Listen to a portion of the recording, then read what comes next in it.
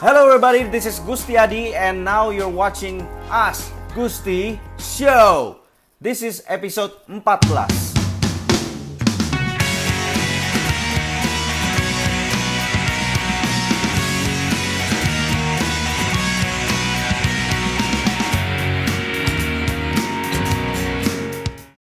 Oke, now in this episode kita akan ngobrol-ngobrol soal apa lagi ya? Real estate lagi. Kebanyakan orang di sini lagi fans banget sama real estate ya, sama properti gitu ya. Is this the best that you can gini loh? Ini sebenarnya stigmanya orang adalah yang namanya orang tuh kaya di properti. Bener nggak sih? Ya bener sih. Honestly memang bener gitu loh. But saya pribadi juga sendiri, saya favorit saya adalah di properti. Tapi tetap ada there is always another way. Tapi memang yang saya suka dari properti adalah entah bagaimanapun cara kaya Anda, tetap ujung-ujungnya biasanya tetap Anda akan beli properti. Setuju nggak? Oke, nah sekarang kita mau jawab pertanyaan ya. So, ada pertanyaan dari siapa? Pertanyaan pertama dari Andreas Bordes. Sewa paling tinggi di Indo, apartemen ya kok? Kalau invest untuk passive income, apakah keputusan tepat invest di apartemen? Oke, sewa yang paling tinggi di Indo itu apartemen. True or facts? I don't know ya. Kalau saya bilang kayak gini loh.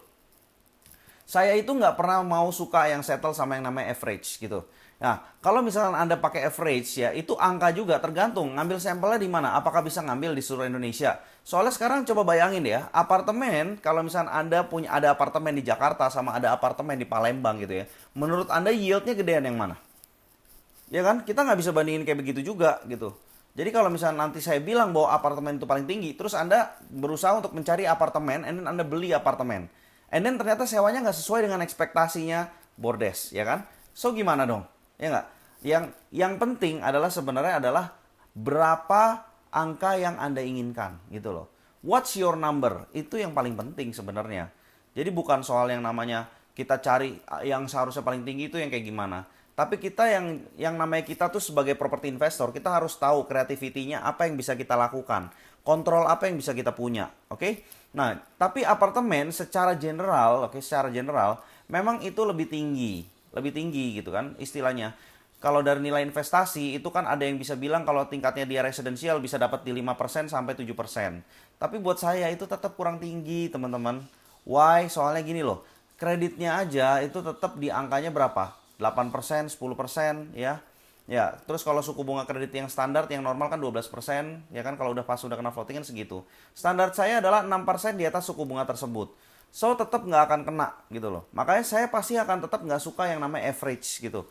Nah, jadi kalau buat invest passive income di apartemen ya, saran saya adalah Anda harus rubah bisnis modelnya. Jangan Anda yang namanya sewain itu sewain per tahun. That's average. Ya. Anda sewain, Anda harus istilahnya gini loh. Beli grosir, jual eceran. Ya kan? That's business gitu loh. Jadi kalau Anda punya, seandainya Anda beli apartemen pun ya, make sure ya kalau misalnya Anda sewainnya itu janganlah sewain tahunan. Dapatnya ya 5-7%. Oke? Tapi kalau misalnya Anda sewain bulanan gimana? It's better kalau saya bilang. Lebih better lagi apa? Sewain harian. Itu lebih keren lagi.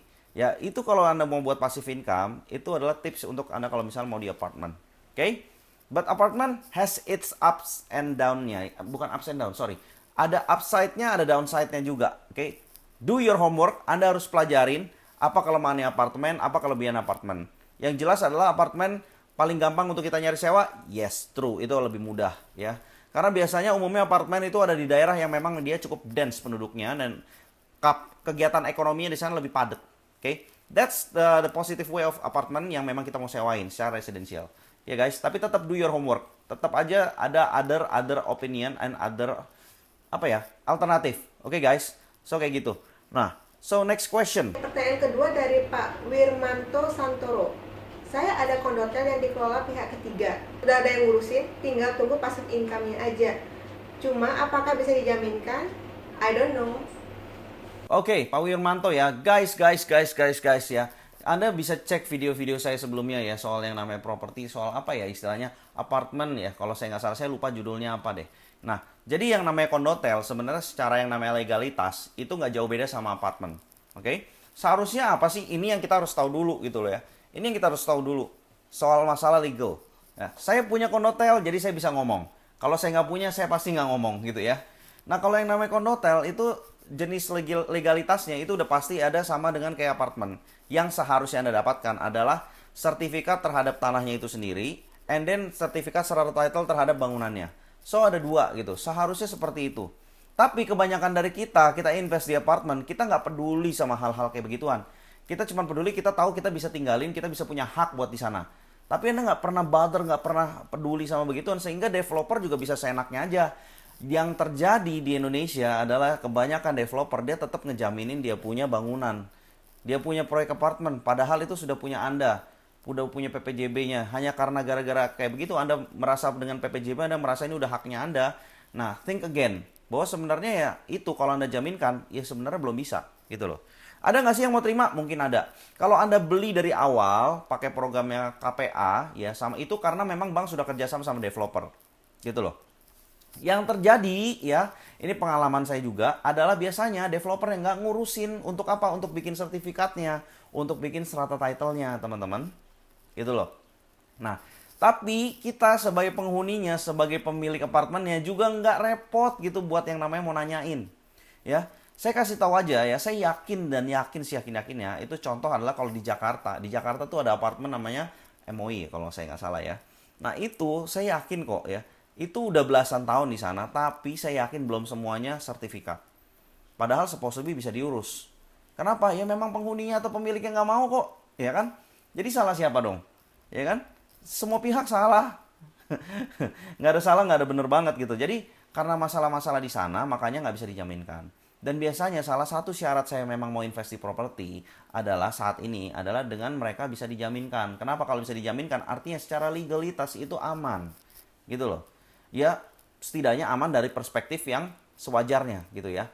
Seperti itu. Ya karena kan shit happens bisa, ya kan? Nah, jadi kalau misalnya ngomong dijaminkan, tergantung kondotel Anda sudah keluar belum serata title-nya sama yang namanya sertifikatnya. Kalau sudah, yes, tentu saja bisa dijaminkan. Oke. Nah, lalu soal ada kondotel dikelola pihak ketiga, ada tinggal urusin tunggu passive income-nya. Hehe. Saya cuma bisa gitu doang. Why? Think again gitu. Kenapa? Karena ini dikelola di pihak ketiga. Ya, passive income-nya apakah guaranteed? Seandainya di guaranteed, garantinya pun itu diambil dari markup daripada harganya. Biasanya seperti itu. Ya, itu udah rahasia umum kok. Nah, sekarang kalau mereka yang kelola, siapa yang bisa garanti bahwa mereka bisa kelola dengan benar, dengan tepat? Saya pribadi, saya jelas saat ini, untuk kondisi saat ini, jelas saya akan menghindari memilih investasi di jenis kondotel gitu ya. Bukan berarti maksudnya saya bilang itu jelek. No, tapi memang secara general ya, konsep kondotel kayak gini, istilahnya nggak rapi lah, nggak cantik lah developer-developer tinggal kemasnya. Saya pribadi pengen nggak sih bikin kondotel? Ya pengen aja, tapi hitungannya jarang pernah ada yang masuk di saya. Ya, kalau di luar negeri ada yang namanya rental assurance. Jadi mereka kayak ada nge-guarantee yang jaminin sewanya gitu loh. Kalau nggak kesewa ada penggantiannya terhadap insurance-nya seperti itu. So itu keren. Nah tapi di sini nggak ada dan nggak populer produk tersebut. Di sini insurance lebih suka sama yang namanya unit link karena komisinya bisa dapat lebih besar dan income di sana bisa lebih besar, agent-agentnya bisa dapat komisi lebih besar, jadinya mereka nggak sibuk dengan ngurusin produk-produk yang kayak begituan. Oke, nah jadi kalau misalkan Anda pertanyaannya adalah soal bisa dijaminkan, udah jelas Anda harus cek again soal sertifikat. Nah makanya sebenarnya kalau saya nggak pernah jodoh sama yang namanya apartemen, ya itu memang karena bukannya saya benci apartemen, tapi memang selama ini ya, saya jarang banget yang dapetin namanya apartemen atau kondotel yang memang sudah ada sertifikatnya. Ya. Pernah nggak sih? Ada, saya tetap punya kok investment di apartemen, ya, tapi udah jadi gitu loh. Dulu saya mau ngambil, tapi saya ngambil syaratnya harus ngambil minimal 10 gitu kan.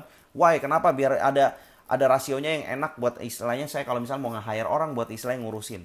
Nah, tapi ternyata begitu kita akuisisi, ternyata dari list yang saya dikasih ada 24, saya mau ngambil semuanya, nggak taunya cuman baru satu yang udah ada sertifikatnya. Sisanya harus ngurus dulu pecahnya. Developernya sudah kabur.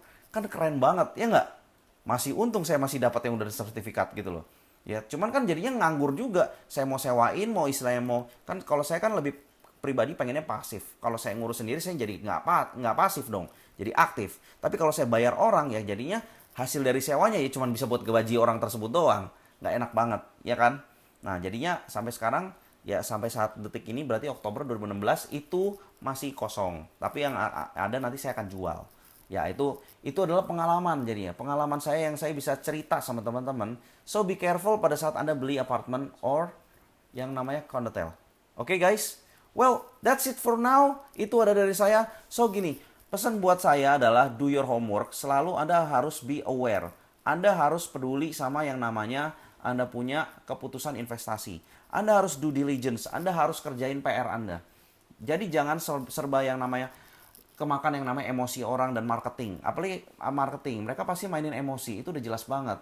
Terbatas lah, bikin rush lah, bikin yang namanya undian, ya kan? Kita kalau invest itu semua harus pakai logic. Oke, harus istilahnya secara mata melihat itu kita istilahnya memang secara logik adalah oke, kita bisa mendengar oke, kita bisa menganalisa juga oke, menurut perasaan juga oke, baru kita invest gitu loh. Enak, supposedly seharusnya seperti itu, ya. Dan itu aja jawaban dari saya. And pesan dari saya adalah gini, sebelum saya akhirin, ya, saya tuh ada yang namanya akan bikin buku tentang apa? Tentang mindset seorang investor, tentang mindset seorang investor yang kaya. Ya, dan saya akan ngasih benchmark dan pola-pola yang telah dilakukan orang-orang kaya di dunia. Gitu. Kenapa? Karena saya belajar dari banyak orang. Dari Tony Robbins, ya kan? Dari Jay Abraham, ahli marketing. Dari yang namanya Ray Dalio, kayak begitu. Buku saya banyak baca. Tapi saya nggak akan hanya menyadur dari buku, tapi saya akan menyadur dari apa yang sudah saya kerjakan dan ke arah mana saya mengerjakannya. Oke? Dan bagaimana progresnya. Nanti Anda akan lihat. Anda bisa pre-order buku saya. Ya. Anda bisa cek di Shop Now. Ya, atau Anda bisa lihat di link di bawah ini, oke, di bawah ini. Ya, nanti Anda cek di sana, Anda bisa pre-order dan kalau di sana nanti Anda akan saya joinkan dengan grup eksklusif saya. Oke. Kalau misalkan ada pre-order. Jadi selama Anda masih masa pre-order, buku belum terima di tangan Anda akan saya joinkan di grup eksklusif berbayar, tapi berbayar cuma $1 per bulan, oke? Nah, kalau misalnya nanti sudah dapat buku fisiknya, nanti Anda akan berbayarnya $25 per bulan. Oke. Nah, nanti Anda coba Anda cek aja. Kalau misalkan Anda memang merasa bermanfaat di grup, ya Anda bisa stay, langsung jalanin aja. Kalau enggak, ya udah nggak apa-apa. Ya. Dan kenapa? Karena saya mau ngumpulin komunitas like-minded people. Orang yang bisa saling meng-empower di sana. Oke guys, buat yang memang tertarik, please pre-order aja dulu ya. Oke, so I'll see you guys later. And di Ask Gusti Yang episode 15. And keep asking and I'll keep answering. Bye guys.